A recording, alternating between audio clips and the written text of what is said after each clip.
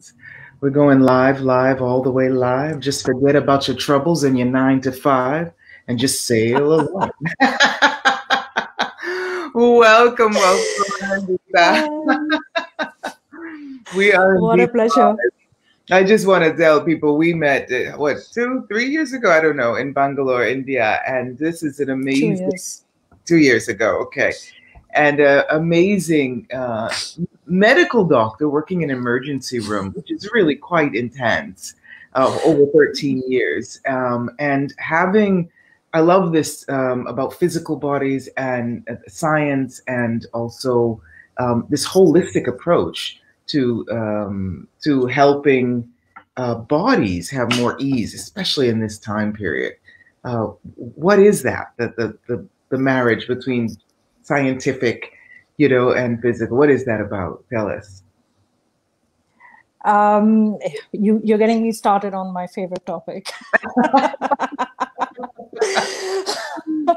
So, world over, doctors go through this rigorous, training of medicine.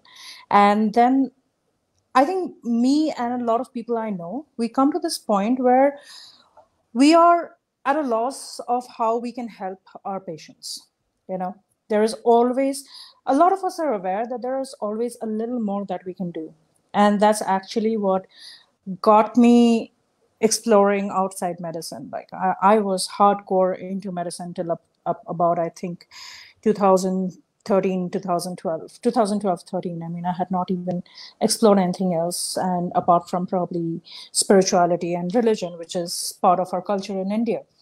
And which is so cool, because spirit, either religion or spirituality, but the both of them together, the unison of that it's an all inclusive, and that's one of the things I love about India. It all works. Yeah. Right. It all works, and I mean, that was so much a part of life. And that's when I really, probably in about 2012, 13, I started really looking at alternatives. And I don't like to use the word alternative, but let's just say left of center. And so that is basically where it started, Kass. And I met you at the Access body class, 3-day body class, and changed my life. What can I say? It's when you encounter people, it's so interesting too, because the first day or so, I was like, is she receiving me? Is she, getting there? And then finally, like day 2 or something, you open your mouth, and I was like, wow, what a difference a day makes, right? And Yes. so, for people in traditional religions and traditional medicine and traditional, right? Traditional is also one word, and then alternative is another word. So what is that bridge that you are being between those two? What invitation can we be for, non-traditional alternative to also understand the sort of beauty in traditional, and traditional to understand the beauty in alternative?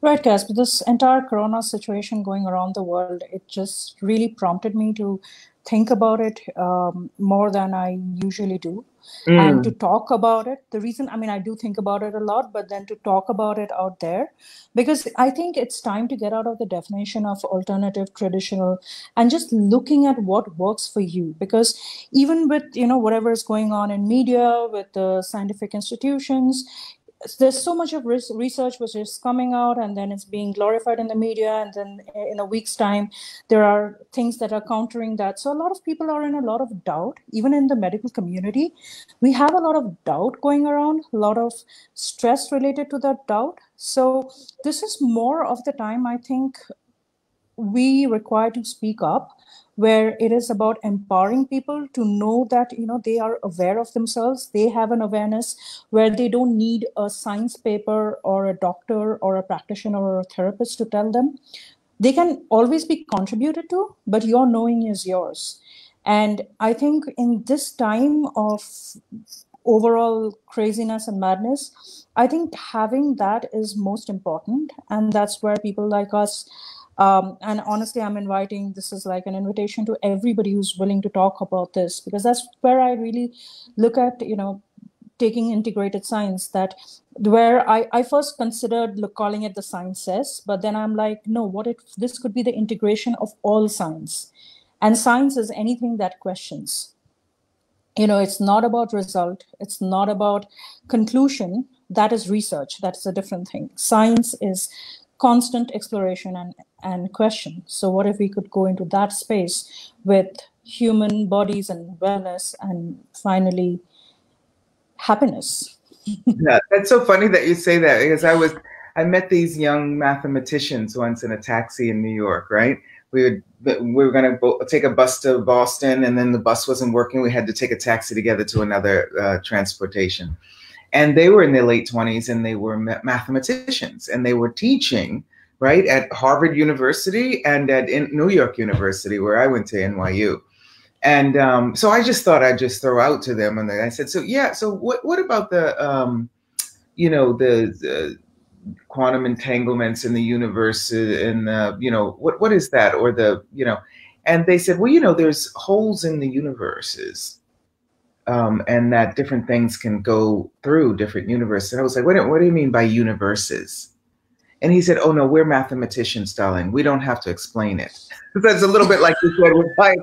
Oh no, we're mathematicians, darling, we don't have to explain it. I said, well, most people think there's only one universe. No, there's universes, but we don't have to explain it. He said, I was studying physics, and I said, I don't want to do physics, because then you have to justify it and explain it. Mathematicians, we just, like you said, live in the question. And I just love that. I was like, that's why I had math in high school. Why didn't they teach us that in high school? And I know that if you're doing maths, you don't have to explain anything. That's just so cool.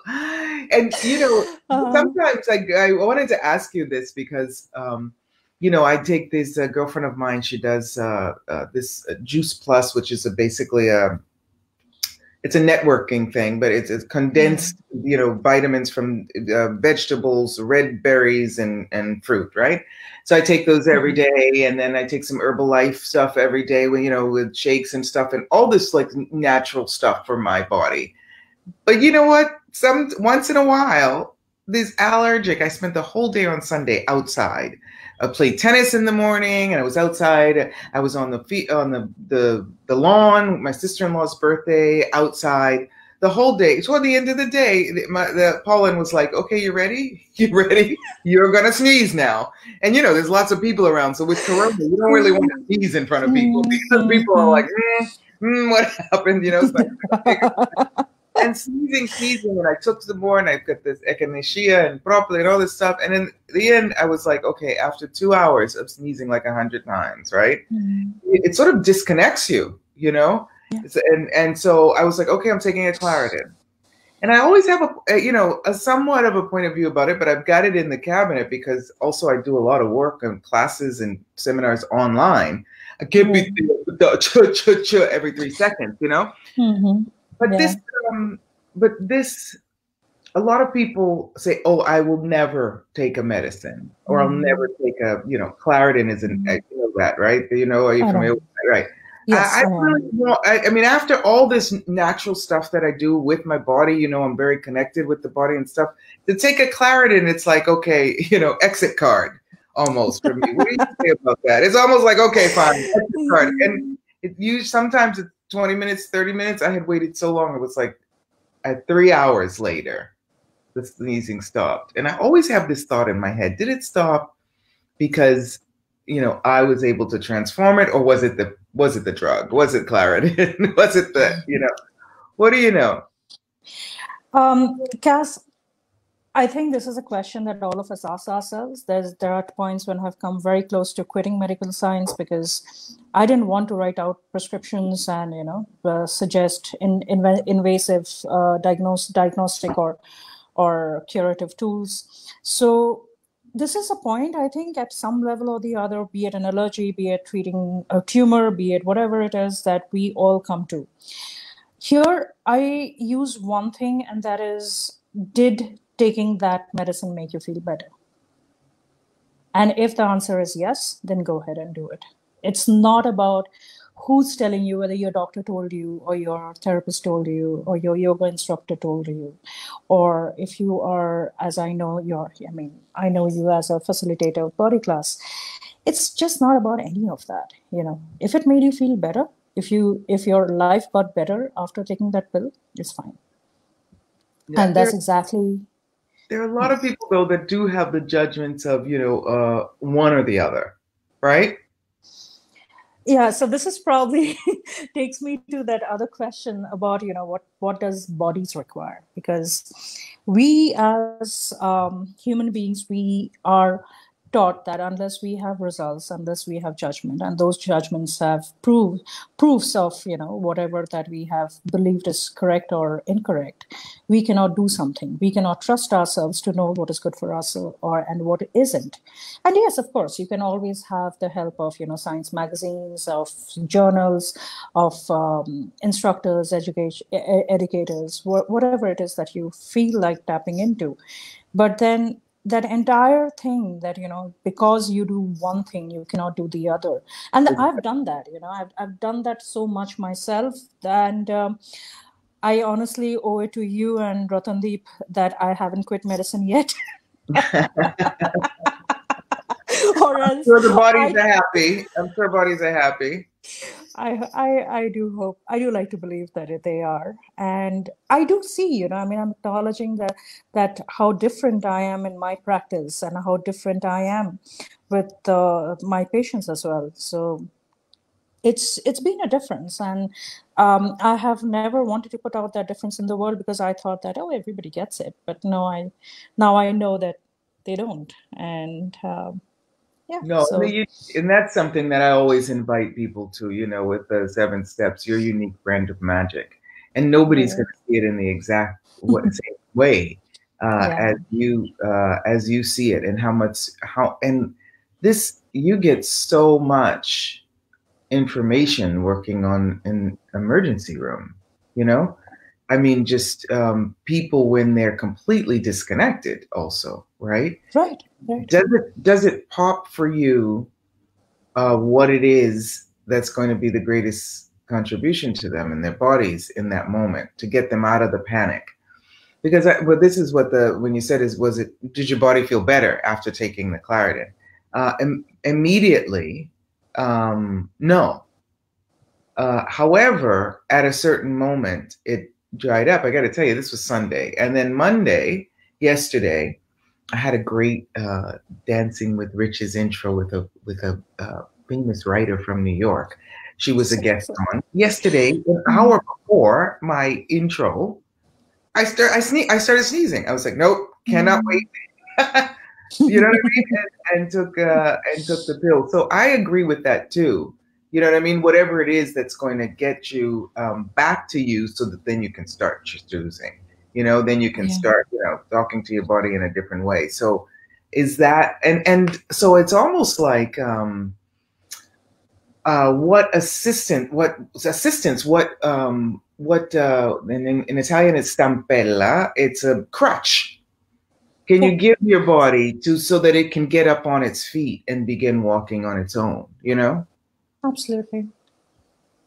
How do you Yeah. see that? I mean, is that what traditional medicine, is that one of the gifts of traditional medicine? Like, you might have something going off on your body. It might take you a long time to get that actually going correctly by connecting, meditating, um, but can the pharmaceutical drugs, actually help us to go faster to the start line, come back from behind and go faster to the start line? Right. So, Cass, with uh, doing access consciousness, body processes, and the things that and of course, since you mentioned 7 steps of flawless communication, in your book also you talk about how beautifully our bodies contribute to communication, and how much it's just not, I mean, when people talk about communicating, they often go into their heads, but it's just not your head. Like when you drop down to your body, as in your physical body, how much your body knows about the future and the communication the engagement part.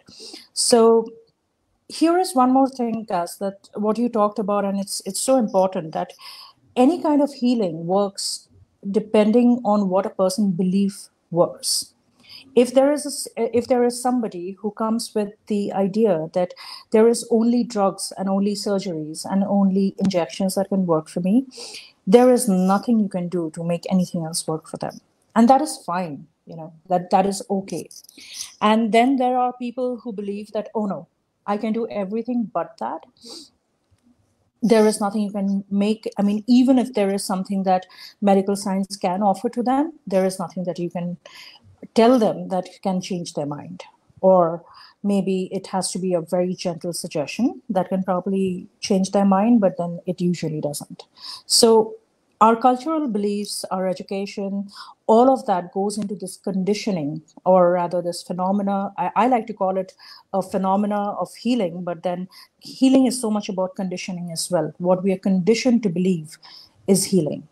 So that is a conditioning that I would like to talk about to people, that it's not a conditioning. It's not that what you've been taught, you fell ill sometime in the past and that's what worked for you, so this time also it's got to work for you. And I'm sure many of my medical colleagues are going bonkers right now if they're listening to this, that, oh my god, you're adding so much to the hours of counseling that we have to give to doctors, to patients. But that is exactly the thing. I mean, doctors also are so inundated with people who require help, and they don't have the time in their chambers or in their regular stream of work to provide them with that kind of time or counseling. And if there is this network, or network collaborative of healers, practitioners, therapists, doctors, who can come together for the actual wellness of people, and there are doctors out there who really give a damn about that. So what if that is a future which is now available and now possible for all of us? Do they have centers like that? Because that would be so awesome. Like There are advice. certain. Yeah. Mhm. Yeah, so in India there are a couple of places. However, I don't think there are say a cardiologist and a yoga therapist working together. I don't think that exists yet. What However, would it there are take? What would it places. take, really? Oh yeah, of course. Yeah. What would it take? Because And what would it take? go ahead. I'm sorry. And what would it take for even doctors, to know that there is something else? Because this is my favorite example to give, that somebody comes into your practice and keeps talking about a headache or a migraine, and you have no way of. I mean, you pump them with medicines, and there are doctors who really give a damn about, really contributing to their patient and making their patients feel better. But then the last thing that they say is, you know what, you probably are stressed out and you probably need to do something about the stress. So what if this doctor like has a list of practitioners or list of therapies? Because a lot of times, in medical science, it is so taboo to even talk about alternative stuff, that so many doctors aren't even aware of it. There are a lot of people who are aware, and there are a lot of people who aren't. So what if we could have this like as a directory, as a guidebook that is there, or maybe just as a reference that is there, that, hey, you know what, these are the list of people I know in your area, and maybe you could try one of them that works for you. Yeah. And how often do actually doctors take care of other people and actually don't allow themselves to be taken care of as well? Oh For yes, oh me, yes. I mean, sometimes people set out as children, okay, their family was doctors, they're going to be doctors. But what is it that calls Mm, people to a profession like that mm, actually is such a contribution to people? It's vital. And we see this in the Corona period, but we see it a lot throughout our lives, you know? mm. It is all a choice to have an approach to life and to be dedicated to a profession that's helping other people. Already, you know, you call it a healer, call it whatever you want. Already, there's that seed inside of them. So no, and so taking care of other people almost until your glass is empty because you're giving people everything you've got, and Yes, so you're yes. there with an empty glass. As opposed to what invitation can we be for doctors to actually nurture themselves too, you know? Yes, and there is so little. I mean, there were so many articles of of healthcare professionals who went through hell during this time of Corona. They were frontline workers, and there was hardly anybody they could reach out for help themselves. And Cass, also this is something that the way medical education goes in India right now, if there you are in it to really help people, there you are so invalidated, and that at times just gets stamped out of you, that you even joined this profession to do something for the world at large. And that is so disheartening for a lot of young people, that it has been disheartening for me also, when I finished my medical studies and I realized that what practice really means, and how little in the way of helping people are we truly doing, though it looks a lot more to maybe patients or people who come to us in times of need. But I know that the potential out there is much larger than what we are actually doing. And for the most part, healers at large would just go for medicine because that's one thing that they know in this reality that works. And what if there are other things that works apart from medicine, and we were just never told about them? Right, or just don't And remember that we know. Like you said, what do you know about you, right? And yeah. it's so interesting because I've done several 3-day body classes in India. I don't know how many, at least 6, let's say. And it's always such a delight and a delightful surprise how many medical doctors come and Yeah. there. And so, what invitation am I? How many lifetimes have I been a medical doctor? What invitation am I? And I do with with my other work with the 7 Stabs, with the Dancing with Issues, always a sort of common language. And what if they met people like you, the doctors, to know that you're willing to speak common language. You don't have to speak a spiritual language in order to be able to invite people to activate their own healing capacities, And so and so it's because, they don't want to disrespect their work and their certificates, their contracts with the hospitals or whatever to invite alternative healing is what they call it. But like you're saying, what language can we use to show people that the body is not traditional alternative? The body's the body. So what is hi, I have an alternative body. So what is the language? Yeah.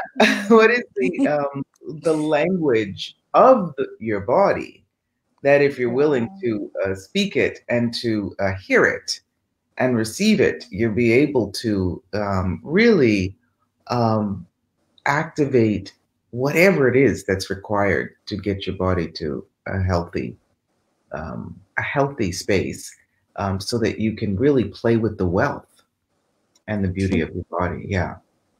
So true. Yeah.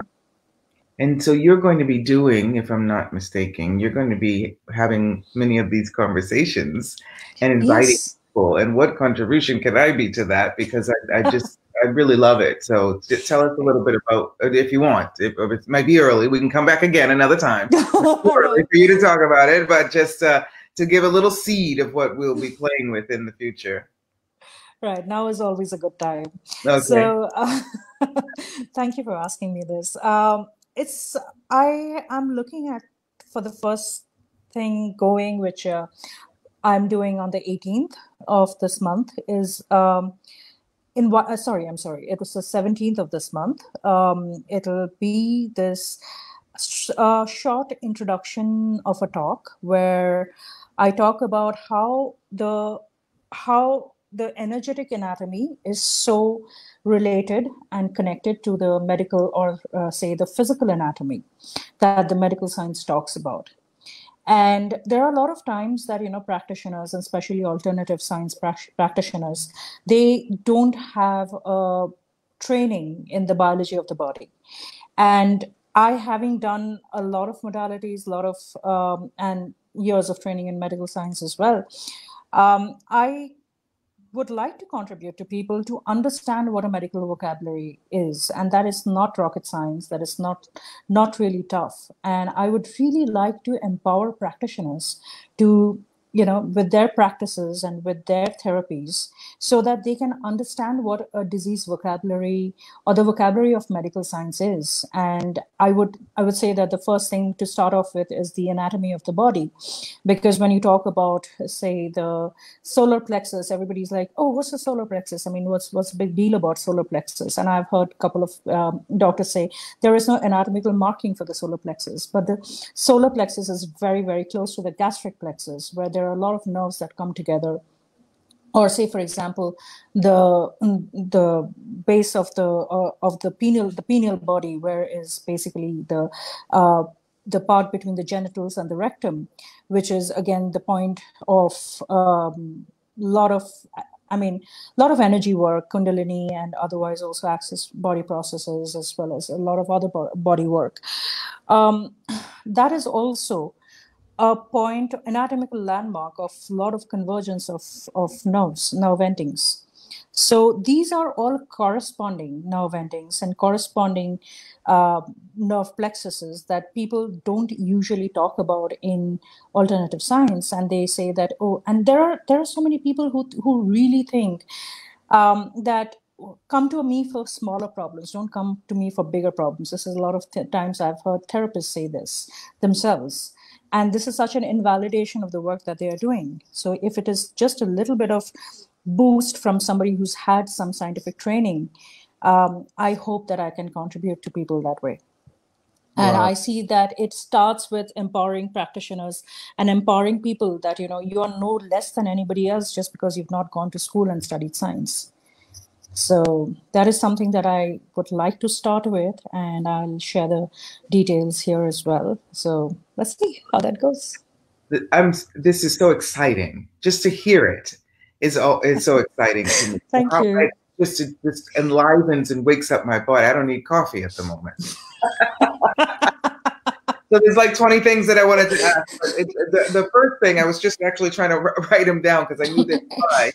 And it's interesting that you were saying that people don't actually, even people who study medicine, don't have an accurate understanding of the anatomy of the body or a knowledge of that? Not people who study medicine. People who study medicine are probably too invested in that they can't see beyond the body. But I was talking more of people who are in alternative practices, people like chronic healers or access body process practitioners or facilitators. So these are the people that I was talking about, that a lot of people believe that they don't know the body, though they have been working with the body for ages. And this is for also people who are doing massage therapies and exactly all kinds of things included for in the anybody body. Who works with bodies, Kass. I mean, it's really not about just if you are a healer, if you just want to do stuff for your own body, that also works. I mean, this is just acknowledging the healing power and potential of your own body. And right. And I'd just like to add this, that in medical school, the first 2 years we learn about the body, and the rest of it we just learn how to fuck it up. So I know you've worked with, pranic healing, theta healing, tantric Buddhism. You've worked with a lot of different stuff in addition to obviously your medical journey. Yeah. Yes. So I've worked with is there a common thread in all of that? I would say wellness of the mind and body is, I think, been the quest of human beings since forever. And the holistic wellness is what has been that is where medical science started. That's where anything started, that, where you want to have that equilibrium of energies where you can function at your best, at your happiest. It's so amazing with, like you say, practitioners of different things. It's like we have such a knowing, right? Such an instinctive awareness, a lot. Maybe I do, and a lot of people do. And the contribution of actually the anatomy allows you to acknowledge your knowing. Yes. Like you were talking about the plexus, the gastric plexus, right? Solar plexus. And how much do we touch different areas of the body or or focus on different areas or have those areas pop up for us. And it's actually what we're aware of, the language of the body, what the body is speaking. Yes. And if we unite those two awarenesses, right, then how much can we actually share with people the path, the quickest path to their healing, you know, Yes. and in different language and so not focusing only, like you say, on one, but opening the door to the sort of scientific part to the practitioners and opening the door to the energetic part, I guess, to the traditional, or what would you call that, to the non-traditional part, or not the alternative. I like calling it like calling it energetic. Like, what if we could, I mean, this just came up, like, what if we could just evolve something called energetic medicine? It's medicine and it's energy at the same time, and it's fine. That's now energetic medicine. That's what I'm changing the name. Here we go. Yeah. Awesome. Right. So it's without excluding anything, including everything. And that's what holistic is about, isn't it? A lot of people hear holistic and they're like, oh my gosh, let's go into that spiritual thing. No, whole. Although it's spelled like whole, a whole, but it's actually holistic. Yeah. Yeah. Right. Awesome.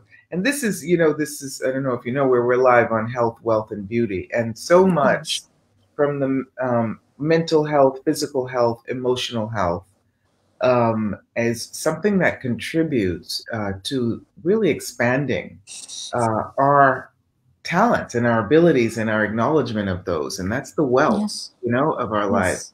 And it just, and if it could be as beautiful as you, darling, then that's awesome.